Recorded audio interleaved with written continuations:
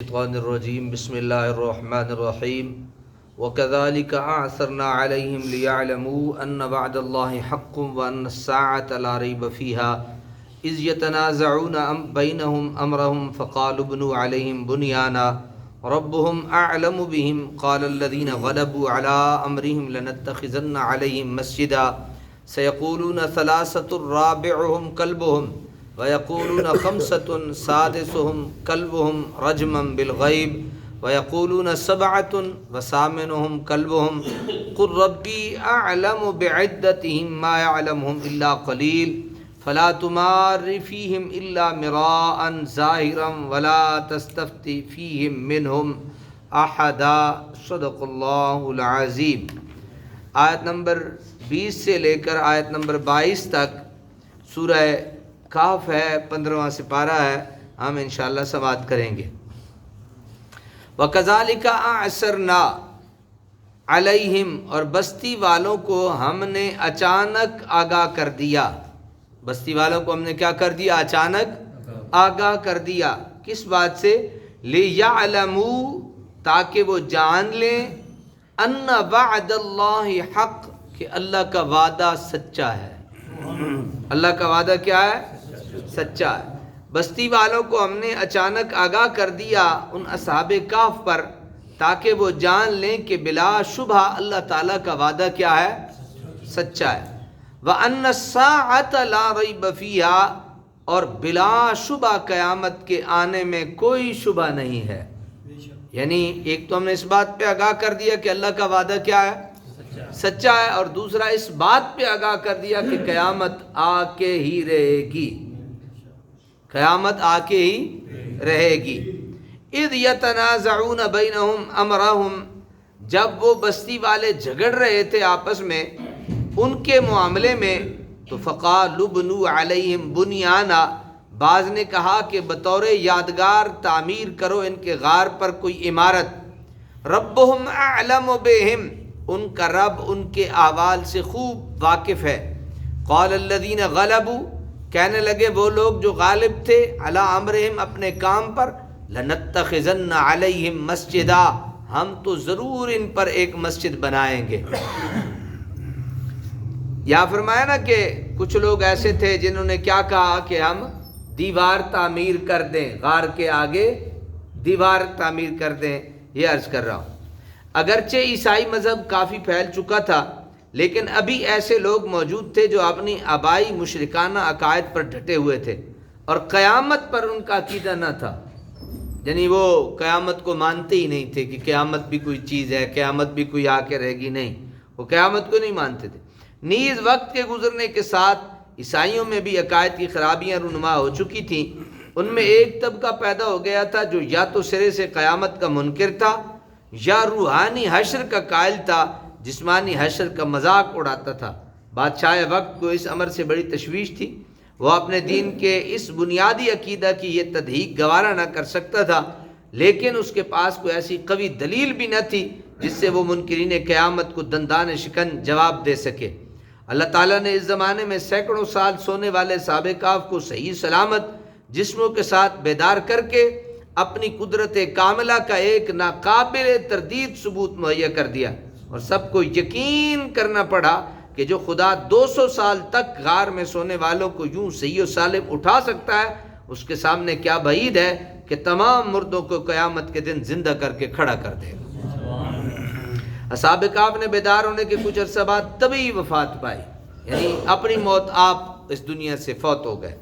اب باہمی اختلاف ہوا، بعض کی رائے یہ تھی کہ غار کے دروازے پر دیوار چن دی جائے تاکہ اندر کوئی نہ جا سکے، ٹھیک ہے نا، ختم کر دے بھئی یہ، تاکہ کوئی اندر اس کو متبرک جگہ نہ بنا لے۔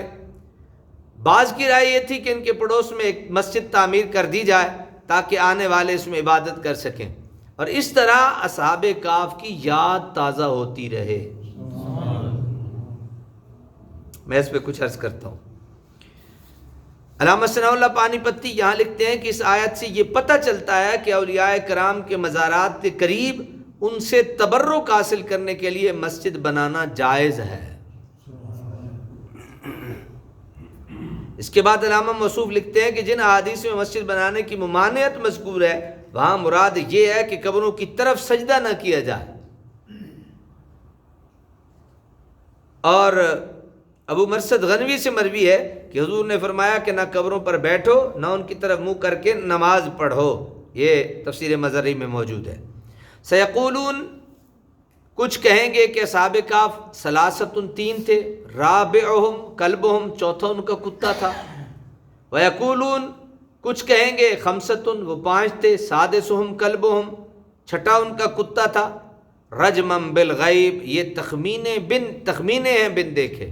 انہوں نے دیکھا تو نہیں، یہ اندازے لگاتے رہے کہ وہ اتنے تھے، اگلا ان کا کتا تھا، دو تھے تیسرا ان کا کتا تھا، تین تھے چوتھا ان کا کتا تھا، چار تھے پانچواں ان کا کتا تھا، چھ تھے ساتواں ان کا کتا. ویقولون، اور کچھ کہیں گے سبعۃ وہ سات تھے، وثامنہم کلبہم اور آٹھواں ان کا کیا تھا؟ کتا تھا. یہ سب کیا تھے؟ تخمینے تھے. اصحاب کہف کی تعداد میں بھی عیسائی مختلف رائے تھے. یعقوبیہ فرقہ کہتا وہ تین ہے، چوتھا ان کا کتا. نستوریہ کہتے چار ہیں، پانچواں ان کا کتا.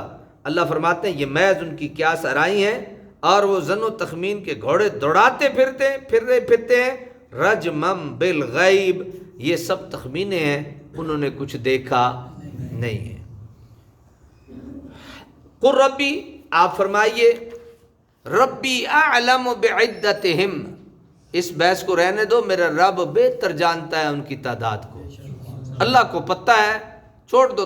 تم کیا کرتے ہو فضول باتیں کر کے. ما یعلمہم الا قلیل،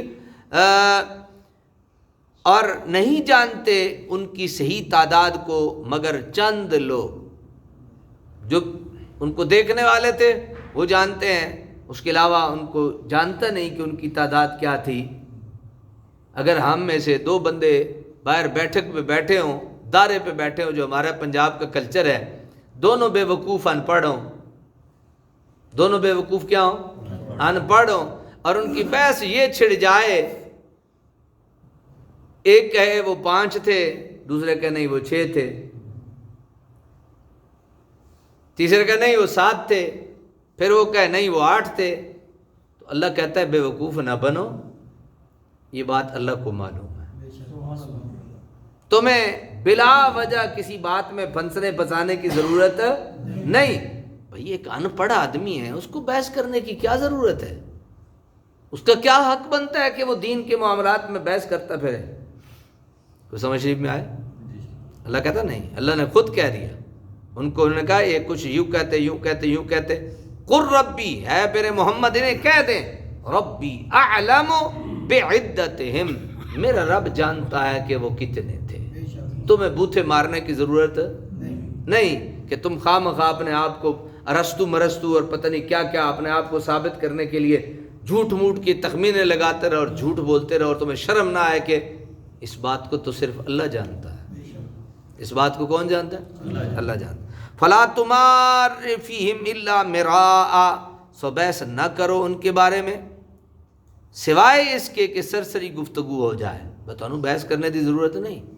وہ ان کو گل ہو گئی تھی کہ الگ گل.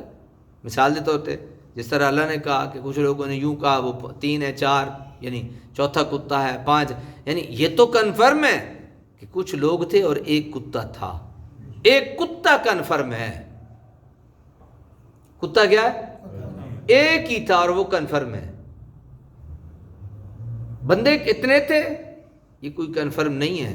ہاں آپ نے یہاں سے سنا اور آپ اپنے گھر چلے گئے، راستے میں جاتے ہوئے آپ نے اس بات پہ بحث کی اور آپ نے کہا یار جتنے بھی تھے نا کتا ان کے ساتھ بڑا وفادار تھا، تب تو بات آئی ٹھیک. اور اگر آپ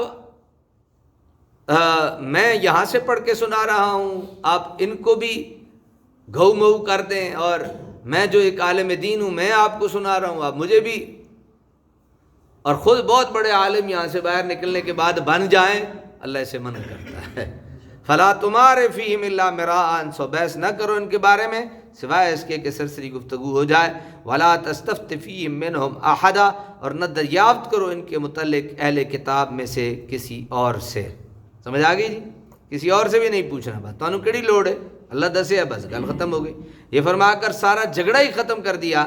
کہ یہ کون سی اہم بات ہے جس کی تصفیہ کے لیے تم آپس میں دست بگریباں ہو، اسے خدا کے سپرد کرو، وہ ان کی تعداد خوب جانتا ہے، اور لوگ معدود چند ہیں، یعنی تھوڑے سے ہیں جن کو ان کسی تعداد کا علم ہے۔ حضرت ابن عباس سے اصحاب کہف کے مدرجہ ذیل نام منقول ہیں۔